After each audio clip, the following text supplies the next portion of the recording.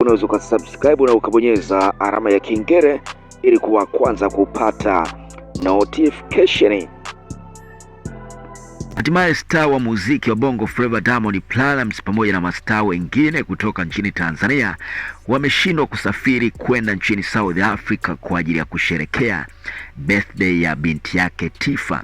Kwa mjibu wa maelezo ya Diamond Platnumz, amesema kwamba ndege binafsi ilikuwa tayari imekodishwa kwa ajili ya safari hiyo, huku mastaa kadhaa pamoja na watoto wao wakiwa wameandaliwa kwenda kwenye sherehe hiyo ambayo ilipangwa kufanyika South Africa, nyumbani kwa Zari the Boss Lady.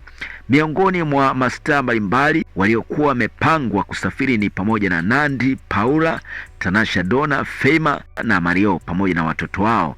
Hivyo safari hiyo imekwama baada ya mawasiliano kutoka South Africa kuhusiana na kibali cha kuingia nchini humo kutokamilika, hivyo safari hiyo ikalazimika kusitishwa.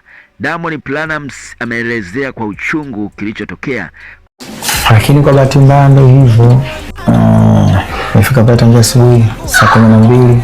Changamoto tu za mawasiliano. Sasa niliandaa nikodisha mpaka jeti.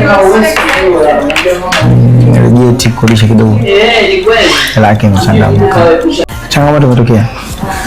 So nasemaga kila kitu Mwenyezi Mungu ndiye anapanga na anajua kwa sababu gani anapanga hivyo. Pengine labda tungepata ajali, labda tungepata tatizo lolote. So yeye ndo anafahamu kwa nini aliamua tusafiri leo. Tunamshukuru Mwenyezi Mungu, kama sasa tushukuru kwa jambo. Tutaangalia kama tukafanya tena hapa. Tumerudi nyumbani. Naomba tutakuwa malazi au baba kutupikia.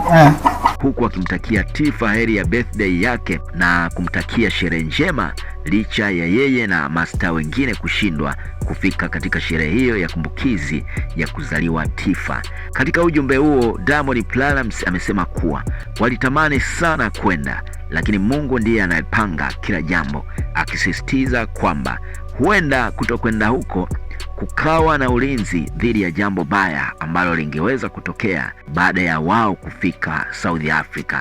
Baada ya kushindwa kuondoka, Diamond Platnumz pamoja na mastaa wengine wamelazimika kurudi nyumbani, huku wakimshukuru Mungu kwa usalama wao baada ya ndege binafsi ambayo Diamond Platnumz alikuwa amekodi kuelekea South Africa kwa ajili ya kusherekea siku ya kumbukizi ya kuzaliwa Tifa ambaye tayari amekwisha timiza umri wa miaka 11. Sisi tunamtakia Tifa birthday njema, aishi maisha marefu. Lakini pia mtazamaji, na wewe unao nafasi, unaweza kudondosha comment yako hapo chini